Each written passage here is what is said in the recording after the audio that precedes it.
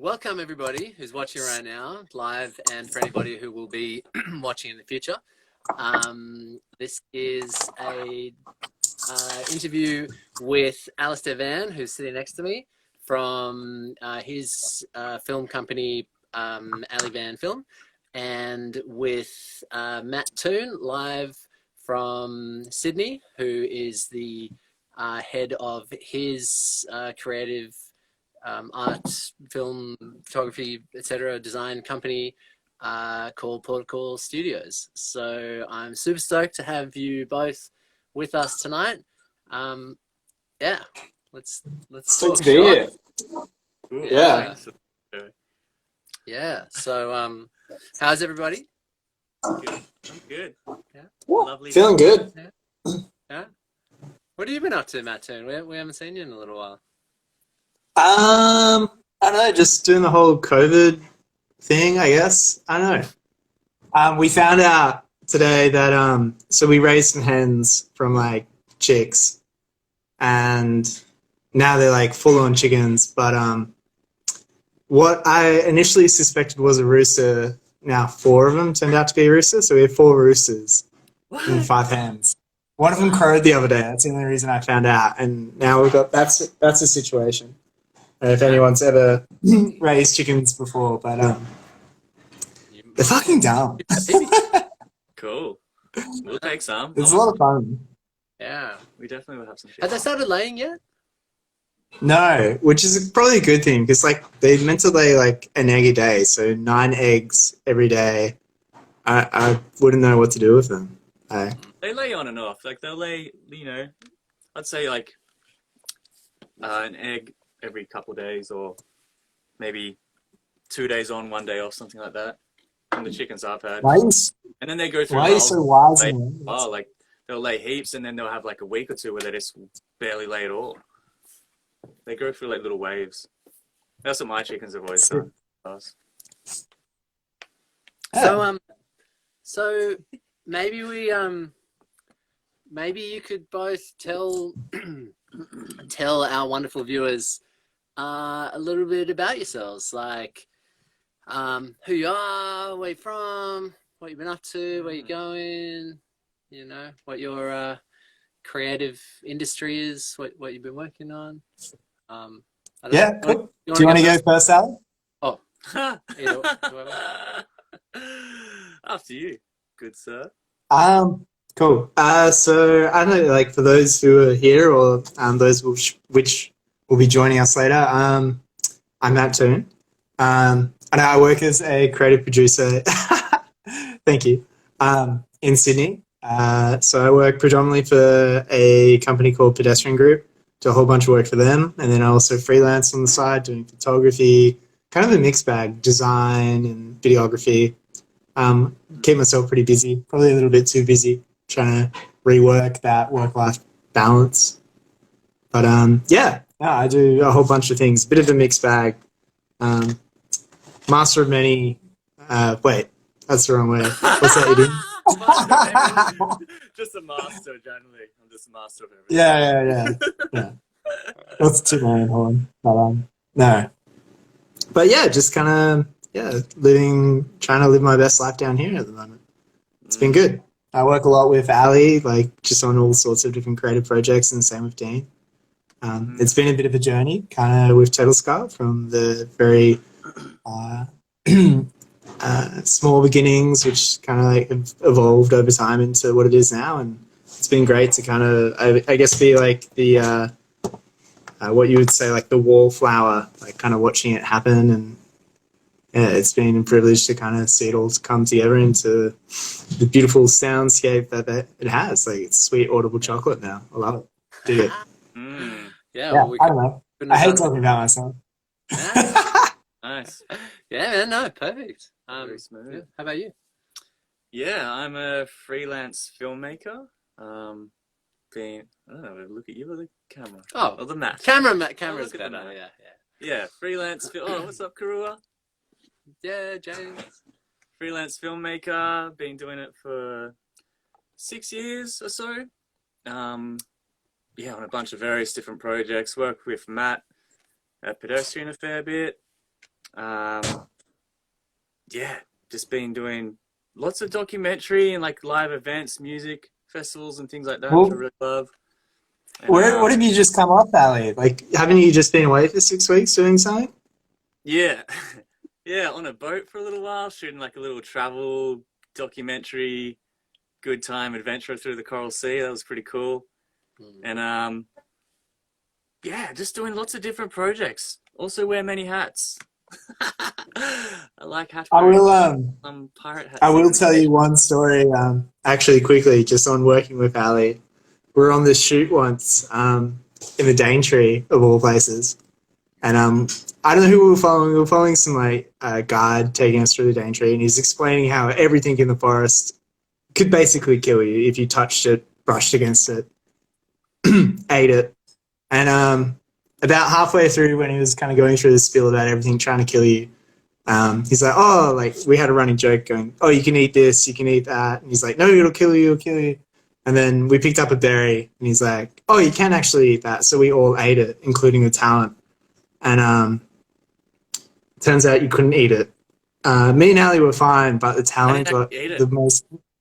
You didn't eat it? No, I didn't trust it. I was like, fuck that. Well, I ate it and I was fine, but the talent wasn't, and had probably the most acute case of food poisoning I've ever seen.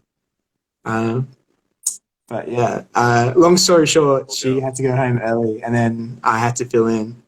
And Oh, I don't know. yes. So Well, that's like a cool segue, I guess. Like you guys both have been you both like built your careers from the ground up, I guess. And these days, like you seem to be doing some pretty cool projects, like Turtle Skull stuff aside, like just both of you and your creative endeavors and in your jobs and your full-time job, Matt. You guys have been doing some pretty cool stuff, been doing some cool adventures. Yeah, it's fun. Like, yeah. I've been typing up a resume just tonight Yeah. for a job, and it's actually been super interesting going back through racking my brain for all the jobs I've done, and then to see it all on paper and like actually have a listen. Like, oh yeah, it's been a good run. Mm, Been some really cool jobs, Yeah. lots of awesome travel. mm, Super lucky, super I, blessed, super grateful that it's all happened. mm, I think that's kind of the thing with like being a creative. Like if you get like in a particular mindset or run of doing things, you find yourself just it's like almost churn and burn, but like you just skip one project to the another. And I don't know if you like find the same thing, Dean. Like when you kind of commit yourself to something, it kind of becomes all encompassing, and then you kind of go with the flow, and you just move on to each project. You don't always have time to reflect, which is like cool when you do things like this. You can kind of think back on it and be like, oh yeah, we did do that. That was really cool. Yeah, mm. I do at least. Yeah. Yeah, definitely. No, super cool. Yeah, well, it's been amazing for me. Like you said, it's been cool to watch, like my creative journey. Just as much, it's been really amazing to watch both of your creative journeys, and obviously we've all been friends for like so many years now. I even went to high school with Ali, and to watch you guys blossom not only as lovely young, yeah, well, as those as lovely young men, but also as amazing creative forces in your own right. That's been really amazing for me to watch, and like I think you guys are both on track to become, like really big players in your fields. It's very cool to have a creative network like that. I love that, my friend. Yeah, well, and I've talked about this with both Starchild and Julian. Like, there's been this amazing thing with Turtle Skull that's kind of happened from the start with having a collaborative creative network surrounding the band, which you two play a big part of. And there's Starchild, and there's Ben who does shirts, and there's all these different people who come in and out and help us do things. There's no way we could have done all the things that we've done if we didn't have such an intimate creative network around us. So I'm very thankful for that. So thank you both. Yeah, that's the dream, isn't it? Really, to have a band or collaborative goal that we can all work on and and have that sort of be the vehicle that takes us, and everyone's contributing to that. Like, Yeah. we can travel, we can go to these awesome things, but have a common goal in sight. And if that's like us doing videos for Turtle Skull, people coming in and doing artwork, Starchild doing all the lights, and, you know, like whatever else, and then maybe we all tour together and go over these epic adventures. Yeah. It's the dream. Yeah. Yeah, So- I think it's probably one of those underrated things you have. I don't know, like I'm sure other creatives can probably resonate with it as well. But like when you go down a particular path, you tend to surround yourself with fellow like-minded people, and I think the path Turtle Skull has taken. I've definitely been privileged enough to kind of be a part of it and see it all kind of come to fruition, which has been great. But I can't speak highly enough of just that collaborative kind of mindset. And I don't know, I think specifically when talking about Turtle Skull, it's always been very organic. I don't know. I think you have like a really great analogy for a lot of things Turtle Skull do, which is like, I don't know, a guy's going to try and take like a shot at a basketball, like, which is really weird analogy for you because you hate all ball sports. I've never seen. Well, I it did watch The before in my Last life. Dance and I enjoyed it, but yeah. But you kind of fumble it, and then somehow you kind of just like swish Fumble at the ball end. into the hoop. Yeah. Ah, That's always what we say. Just fumble it along and it'll go in. it Don't worry about eventually it. falls in. Yeah. But yeah, when you surround yourself by like the right people, that tends to happen more often than not. Yeah, definitely. So, why don't tell us about so like one of the main reasons like I got you on is because we just released the video for our latest single. Just came out a couple of weeks ago. The song is called Why Do You Ask? And these two worked with us and made a really, really amazing video. It makes us look like far more of a famous high budget band than we actually are. But I don't know, it's a big part of what I wanted to talk to you guys about tonight. So I don't know. Let's talk about that video. That was a similar. It wasn't quite fumbling the ball into the hole. It was more just like throwing the ball, and it just, without looking, just did a little swish. Yeah. It was a really cool collaborative effort. Like we had no plan. It was the no plan that just worked out. We all just shoot something. Like I was in Sydney. What was I doing? I was down there, whatever I was doing. I was in Sydney for a little bit. I think I was working with you, Matt, actually. And we decided on a Sunday, it was just the one Sunday we could get everyone together. And so a few days before, we're like, okay, let's just do it. I think even the day before. So I think, no, it was the night before and we're at a pub. Yeah, we're at a pub. Like, well, let's just do it tomorrow. And we're like, okay. So we met up, had no idea what we were doing. Yeah. What's that, Matt? Oh, no, I just remember saying it at the pub and like being, I don't know, I guess a little bit sauced. And then like it all happening the next day and being like a little bit hungover. Or not a little bit, like significantly, at least for the first couple hours. And just being like, oh God, why did I agree to this? I just want to sleep. Go away, you dirty hippies. Shoot. Yeah. But then it was Get out of my we had house. no idea what we're doing. We didn't even know what song we're doing. And we're just like sort of trying to bump our heads together. What is it? And then Starchild's like, well, I'll just start building a geometric structure that I can light up.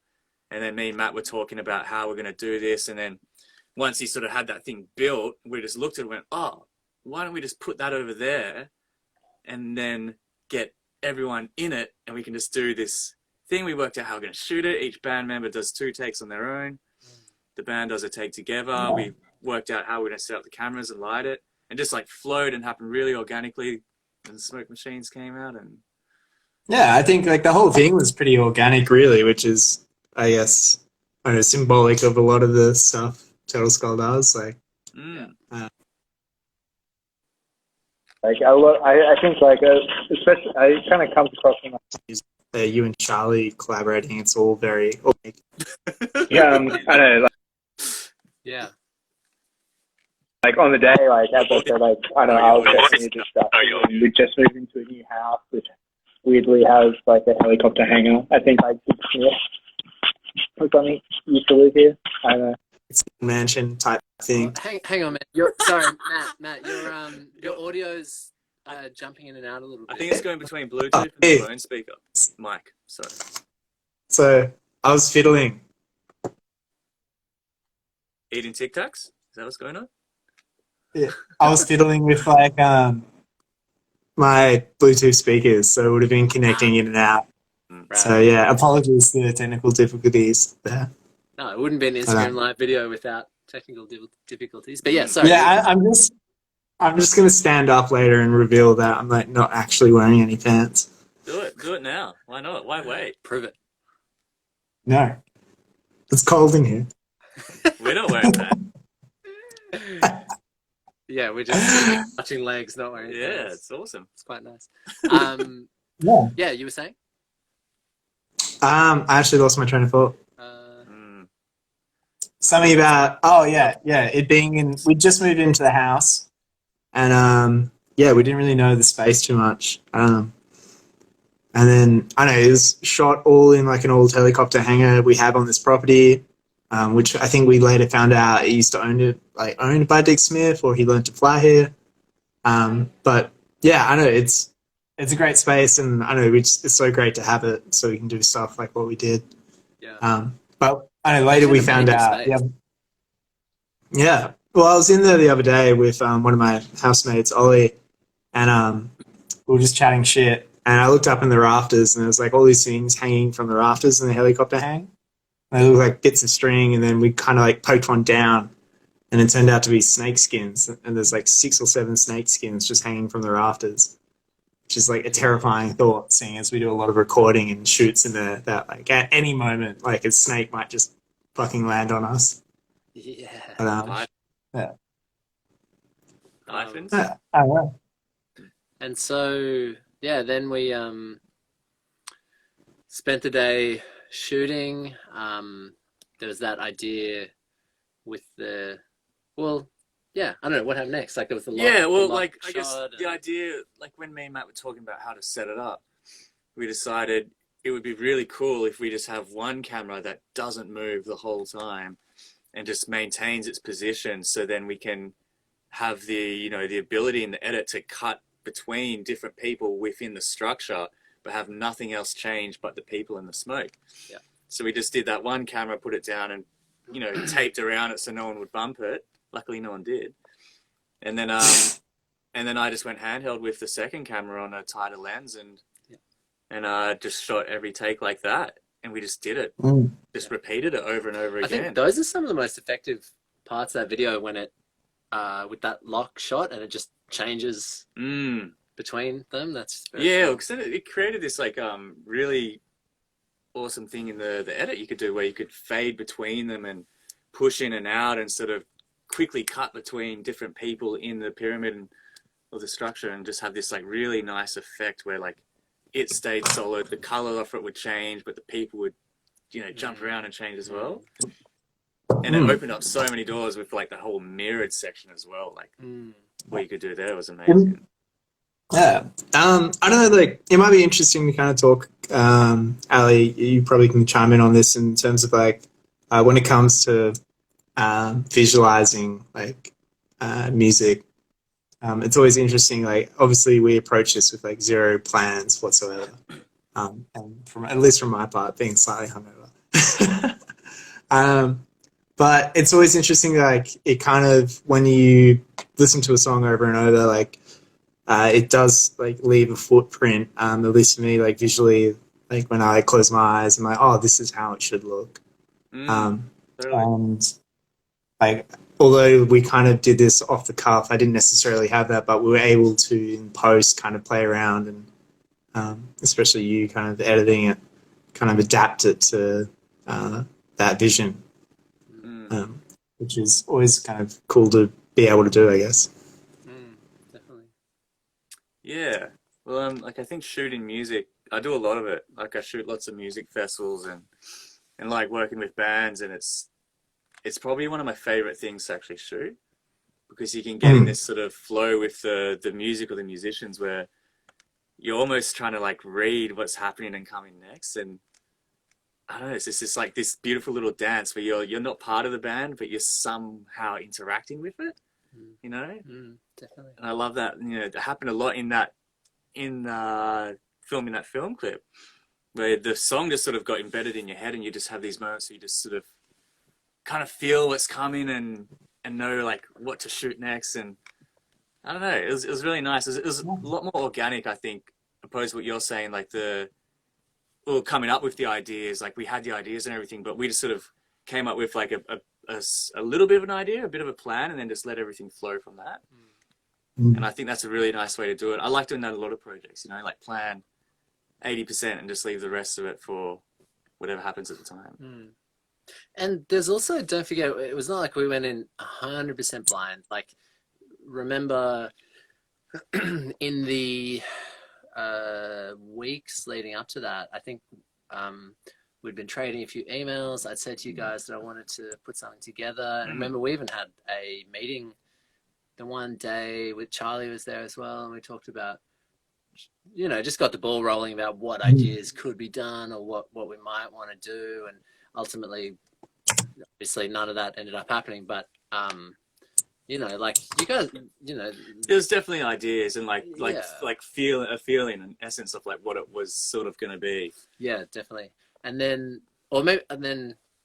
I guess like you really put on your producer hat for that, Matt. Well, especially in the lead up, you were thinking really, I mean, like you said, ultimately in the end it was a lot off the cuff, but your I suppose it's a good time to ask it. I want to ask you about the editing, but in terms of like the producing, Matt, in the weeks leading up to that, you really took on that producer role and were thinking a lot about coordinating and taking it really seriously, which I really respected a lot. It wasn't just like, oh yeah, like I'm just gonna fucking do whatever. Like you actually hung over on the dirt. Oh no! Well, yeah. Well, partly that was your fault. I think we went to your gig beforehand, Dean, and you were all hyped up, and we definitely had a few. But yeah, I don't know. By midday, the hat was back on. Yeah. Maybe, actually, I'll ask you about more production stuff in a bit. Let's keep talking about this video. So I guess we worked really hard that day. Got a lot of cool work done. Like exhausting day, huge day, and then you took it after that and got into the editing. I guess. How'd that go? Yeah, that was epic. It was wild because we didn't know what the edit would be. We just we worked out how to shoot it, how to structure it in a way that would give maximum flexibility in the edit, which was shooting multiple takes in the same format. So then when I put the edit together, I laid it all out on a timeline, and there was something like, we could work it out, but it was about 18 different tracks of video. And so then I had them all stacked on top of each other, and just had to work out like what section would be what and where to cut between, you know, the locked off shots, the handheld stuff, and like each band member and all that. And then kind of just started playing with it. Didn't really have much of a plan. And then that intro bit sort of happened quite organically. I was just looking through different shots and seeing how I could mold them and blend them. And then started putting the locked off camera over the top of each other and fade in between them, and just like found these like little moments within it with smoke and then people playing that kind of, you could fade it and sort of have an almost seamless transition where you don't see the individual band members changing, but the smoke sort of masks them, and then like another one comes out of the smoke. And then that was like what really sort of opened the door of like, oh, okay, this is what it's going to be. It's going to be something along these lines. And then after I got that little intro bit, then just got into it, like it just flowed from there. It was just a groove the whole time. And then it got to the part where it was the psych breakdown, and like, that's when all hell broke loose. So I remember saying to Matt, like, after we shot, we were going to like talking about the edit, and we're like, how's this going to happen? I was like, oh, maybe we could do something with that camera where we like mirror it. And then we spoke about that a little bit. I remember like probably in your room where you are now, I remember talking about that.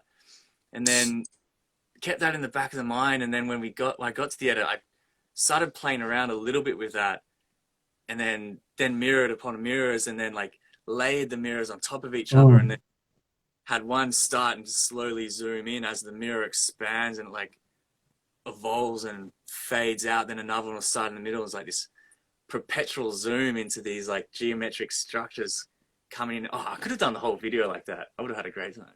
But then I didn't want to like overbuild to this crazy like psychedelic. Well, it's good to have variety. Definitely, you know, definitely. Yeah, but that was super fun doing that part. Yeah, I think like yeah. I know visually like the whole set kind of lent it to like symmetry, which allowed us to kind of go down that avenue of like reflecting and refracting different elements. I think like overall visually, like for something we like more or less cobbled together, I don't know, it came out fantastic, which is so good to kind of see. Like it doesn't always work out that way, and I don't know, I like the video is great, but I'm like really stoked with, I don't know, like the stills which have come out of it, which I think we're kind of drip feeding through now.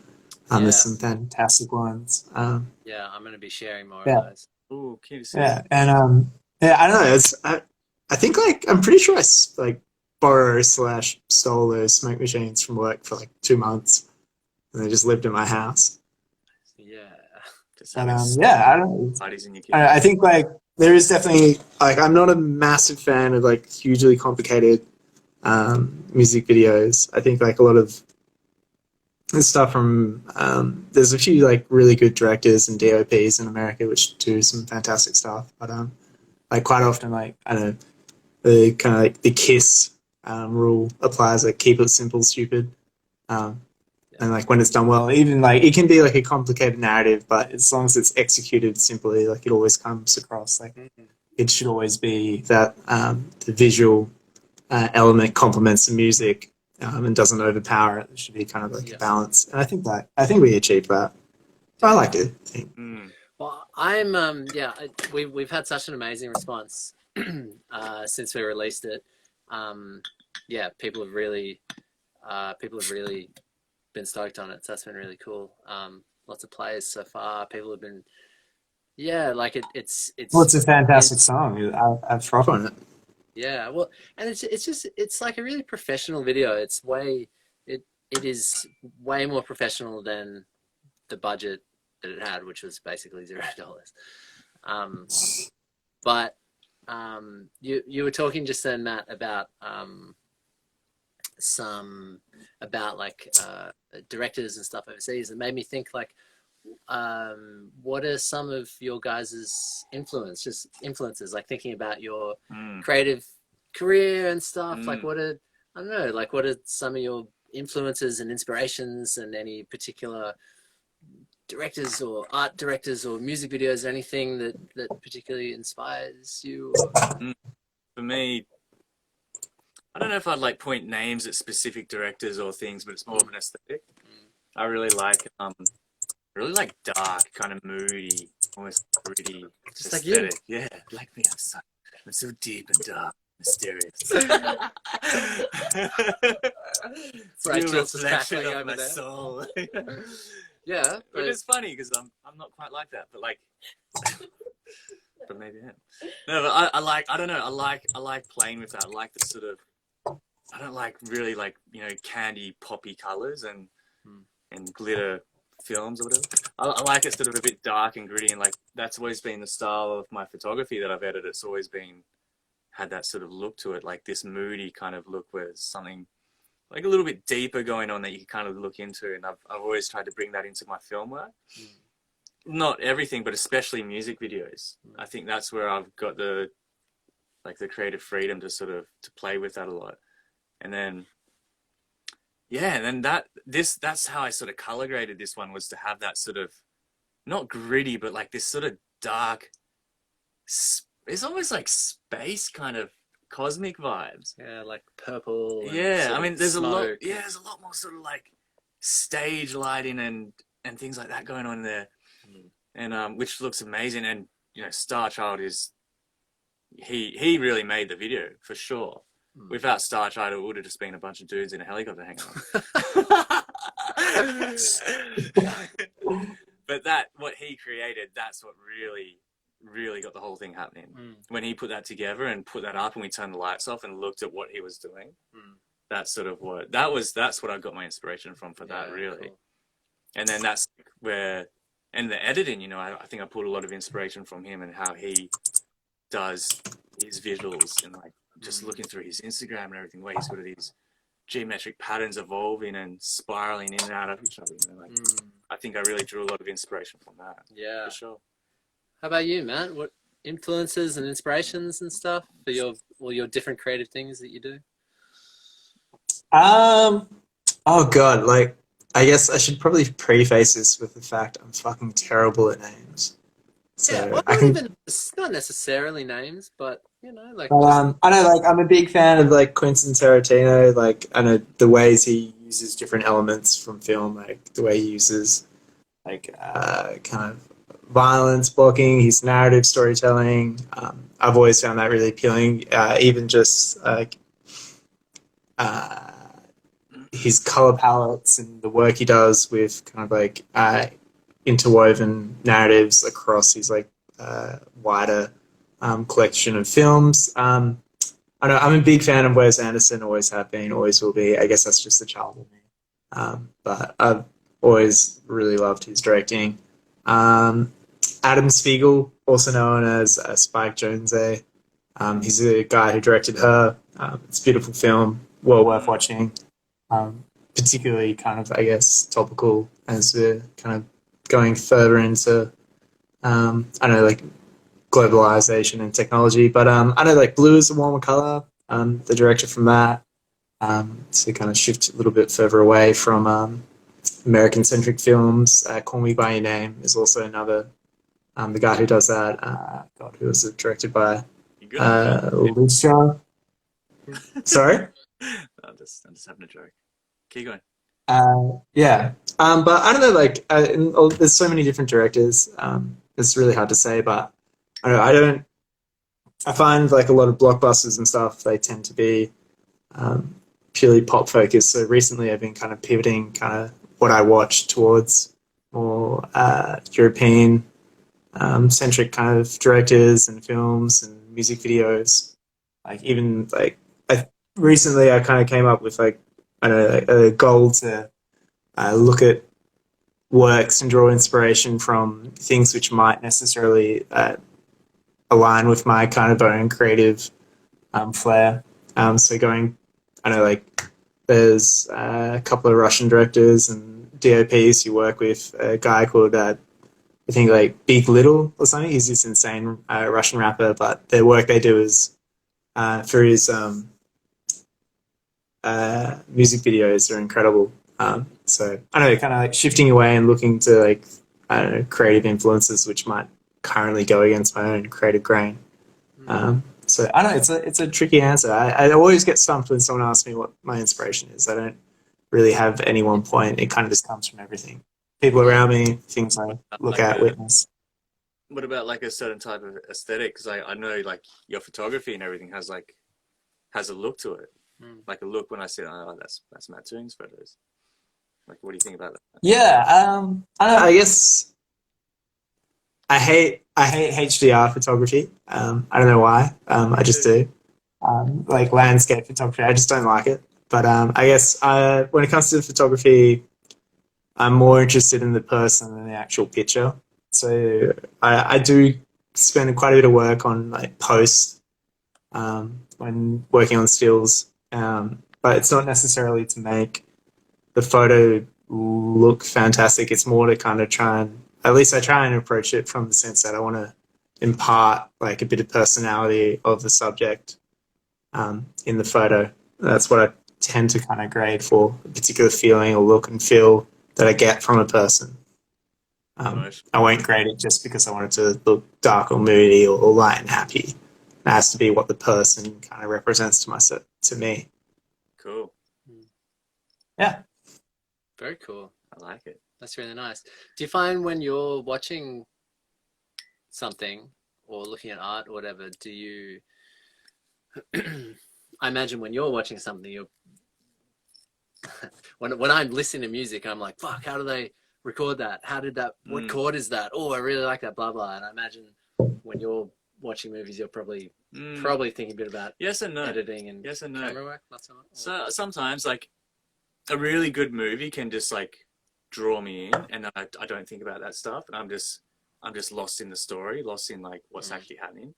And then on the same hand, a really good movie can have me going, oh my god, how do they do that shot? Like how they like. So like I sort of dance between the two a bit, and I like watching movies with a different, and whatever movies, film clips, whatever, like coming from different angles to view it. And sometimes I watch it like to think like, okay, I want to like sort of analyze it and break it down and see what's going on and figure out how they've done this and created it, why they've sort of gone for these looks, what these colors represent, you know, what sort of mood they're going for, what like emotion they're trying to evoke, and like all these different things that they're trying to tell. But then sometimes it's just, you just get caught up in the actual viewing of it. The whole reason it's there, and it's all a bit subliminal, so, you know, just background noise that goes on. And then it's just art. And it's just art. Yeah. What about you, Matt? Do you because the question I was going to ask was like, do you get stuck into thinking about like production stuff, or like when you're watching films or music videos, you know, or any other aspect of it, or are you more about just experiencing the art? Or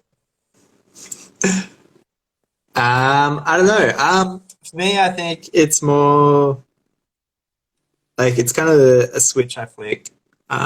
So I don't know, like if I'm there to kind of just enjoy it as a piece of art, I'll just do that. But if I find myself starting to kind of look into the shots and kind of the planning and stuff which went into it, that's what I'll be doing. But I normally, like, at face value, like if I'm watching a film, like I'll watch it purely from a kind of appreciation level, and watch it as like a creative or an artist, or just purely for entertainment. But if it really resonates with me, I'll finish up that session watching it and then maybe revisit it further down the line, then spend quite a bit of time going through it and going, oh, that's how they did that, or like really trying to pick apart the different shots. I think it's always important to kind of at least listen or watch something without like any preconceptions, whatever, like give it one go and then kind of start picking it apart. Otherwise, it kind of influences the experience a bit, and it changes how you interpret it. But it can be hard to do, because like if you're like, fuck, how did they do that? And that's all you can think about. You're just like, yeah.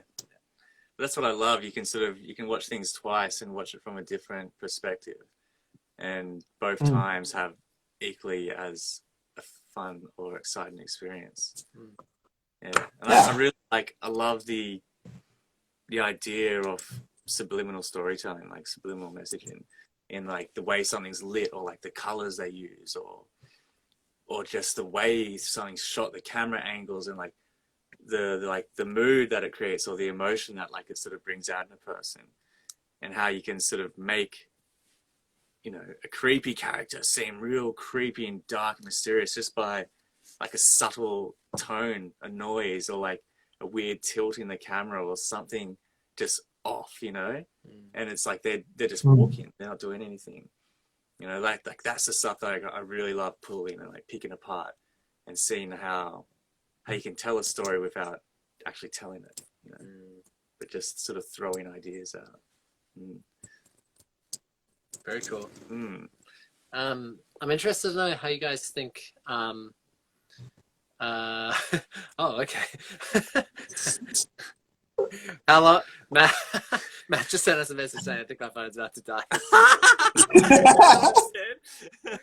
You can say these things on camera, Matt, so it's fine. I don't know. I was trying to keep like an element of professionalism. No, this is not. No. Can you plug it in, or? Does anyone have any suggestions for Matt? I'm sure I did. Are we gonna? There was some Q&As. I saw on the Instagram post. I think Ian Matthews asked one or two. Yeah. I'll pull those up. And also we've. I think we're good for like another half hour, but I just wanted to give you a heads up. Sweet, thanks, man. Well, Instagram Live, you only get an hour, so we've got about 15 minutes left. So Sick. let's suss out those questions.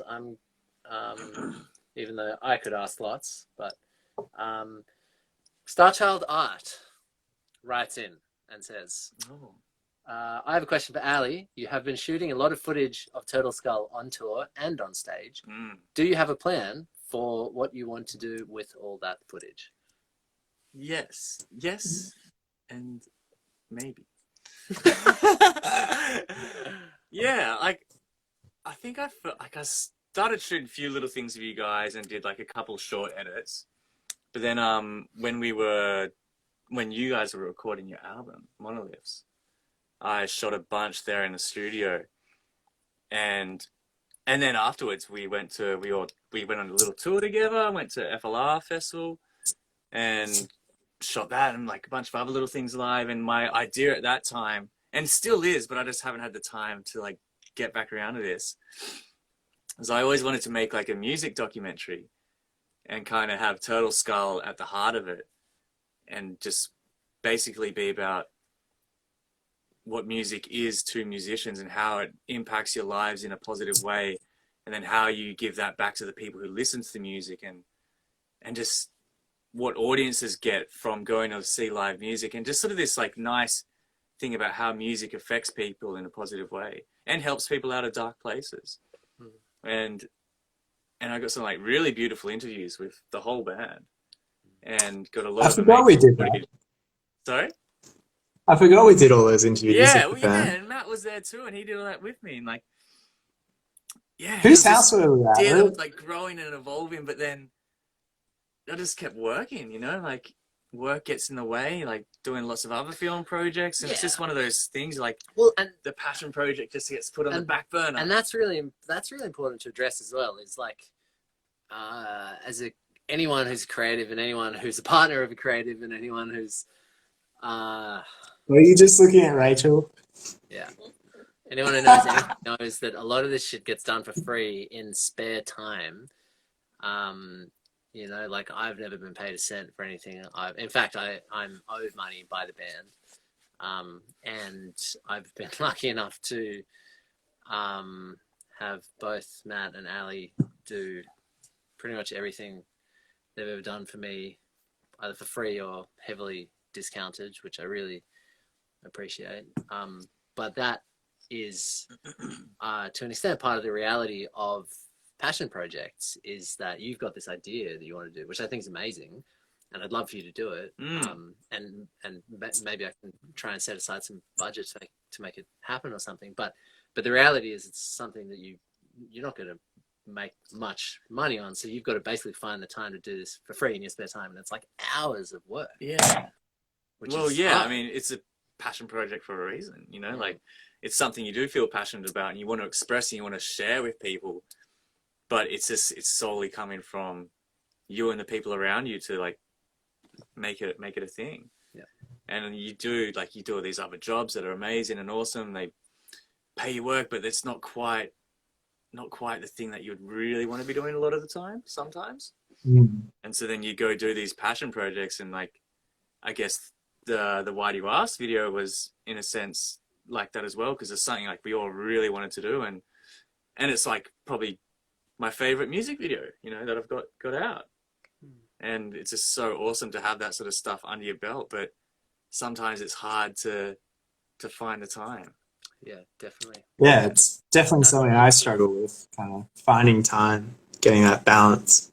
Yeah. But I don't know, it's something you kind of work towards, and I think as you're starting off, it can be difficult, especially if, like, I don't know, like, I guess in our career points right now, Ali, it's kind of like you just take everything and do everything you can. But so passion projects do tend to kind of fall to the wayside. But you know, when you do find the time, it's always really rewarding. Definitely. Yeah, they're the jobs that, like, they're the projects that when you finish, you know, when you got that thing done, they're the ones that you put on your website, that you like put in your show reel, that you show people when they say, "Can I see your work?" Yeah. Because that's the stuff you're really stoked on. Yeah, know? And it's the thing that you put your passion and your craft and your art into, your inspiration. all those things. Yeah, and you're doing it purely like for the love of it, and that's when the best stuff happens. For sure. You know, not when someone else is going, I want this video and it's got to be this way, and that you're like, okay, you're sort of doing someone else's passion project and they're paying you to do it. Yeah. But when you do your own, it's like ends up being something that you're just so stoked Yeah. on. Or with a group, and then it's a collaborative Yeah, effort, and then yeah, it just becomes this thing that you created together, which is pretty cool to be able to create something with That's friends. epic, yeah. Yeah. So Matt, should I ask you a question from the Instagram feed?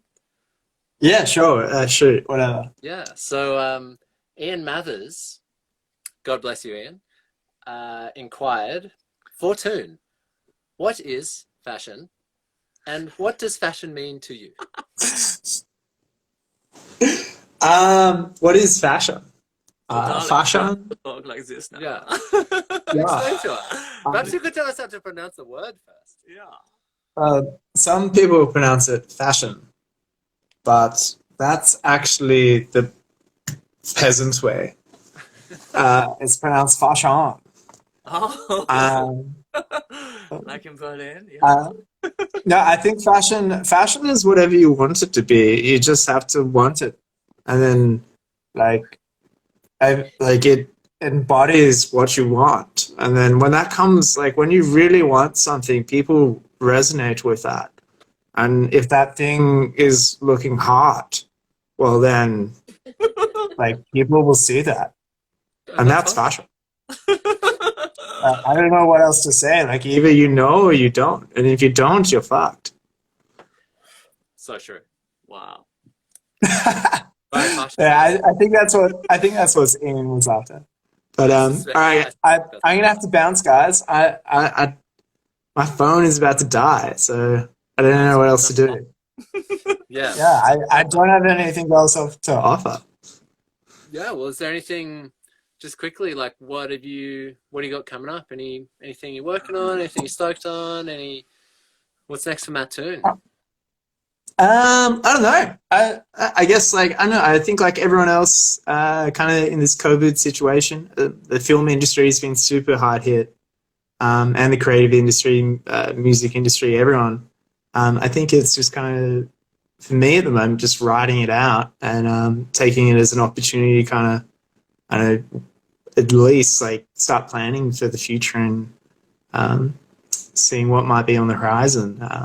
So that's kind of what I'm doing. I'm just kind of looking as an opportunity to spend a bit of time focusing on the future, which I know when I'm working like nuts, I work pretty crazy hours and stuff. I don't always have that opportunity. So kind of utilizing that time now and then when things do hopefully open up soon, being prepared to kind of like springboard off into the next steps. Yeah. Cool, man. Nice one. Nice. I have one more question. Yes. Have you been listening to any cool music lately? Matt's actually, I have. Listener, if in case you didn't know, Matt, in addition to his many other talents, is actually a professional music listener. He has excellent taste in music. If you want some good music suggestions, send him a message. Yeah, slide into my DMs. It's totally cool. Just slide in there. For music only, please. So I don't know, like I've been listening to a whole bunch of different stuff, but I guess like on my like trawling through the interwebs, I came across this artist or collective called Peter Cat Recording Co. Definitely not my normal cup of tea, but it's actually a band from New Delhi.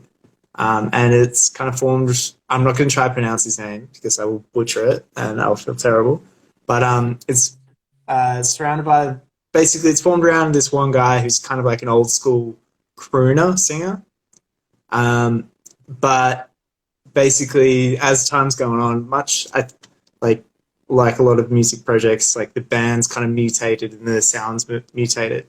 But it's kind of like, I don't know, like take an old time crooner like style music, and then put psychedelic carbonate on top of it with gypsy jazz, and he's got some really interesting stuff.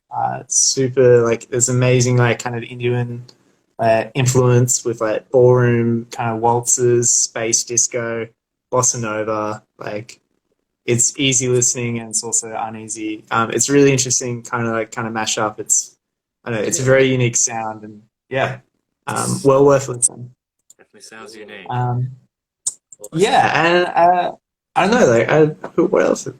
What have I been listening to? God, Stella Donnelly's cover of Love is in the Air. I don't know if anyone knows who Stella Donnelly is. She's an artist from, I think, West Oz. She's an incredible songwriter, incredible guitarist. Like, yeah, could not speak highly enough of like her art. And Darren Jones and the Indicators from the States. Okay. Very like Lee Fields esque. I don't know, like beautiful stuff. Cool. Really good stuff. I think their latest singles like "Good Morning America" or something. Cool. Yeah. Cool.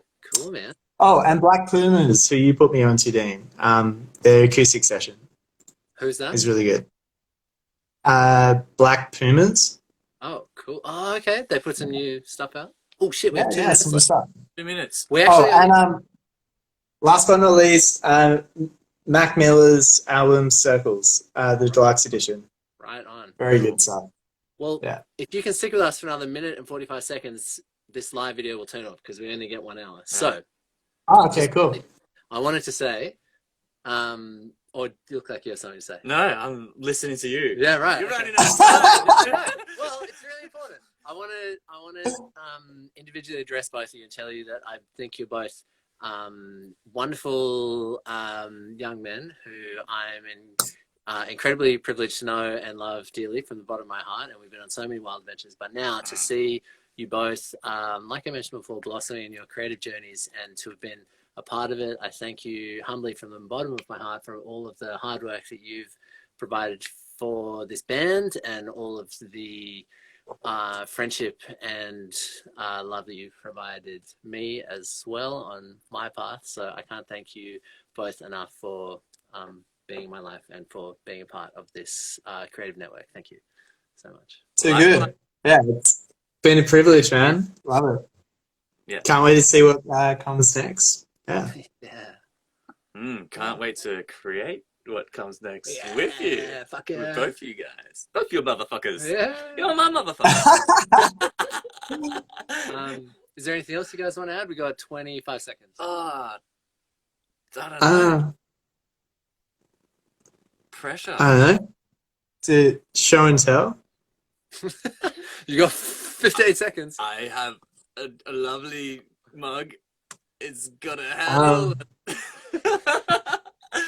I'm sorry.